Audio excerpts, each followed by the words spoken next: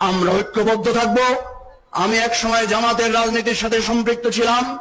আমি জামাত থেকে বেরিয়ে এসেছি আপনারা জানেন 2019 সালে। দুইটি বিষয়ে আমরা জামাতের মধ্যে বিতর্ক করেছিলাম। একটি বলেছিলাম, আমি মাফ চাই যদি সময় যায়,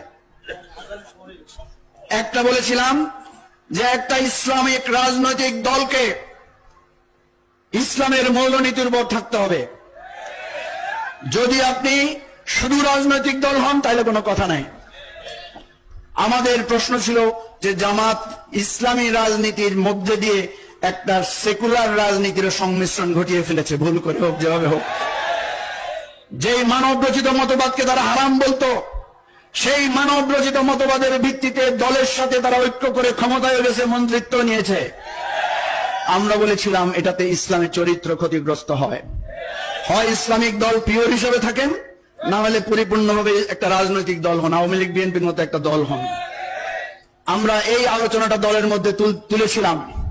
2 নম্বরে আমরা বলেছিলাম 71 সালে জামাত এই জালেম এবং মজলুমের লড়াইয়ে জামাত জালেমের পক্ষ নিয়েছিল, সেই জন্য তাকে তার এই ভুল সংশোধন করতে হবে, প্রয়োজনে ক্ষমা চাইতে হবে। আমরা দলের ভালোর জন্যই আলোচনা করেছিলাম, কিন্তু সেখানে আমাদের অধিকার কেড়ে নিয়ে আমাদেরকে বলছে আমরা নাকি ষড়যন্ত্রকারী।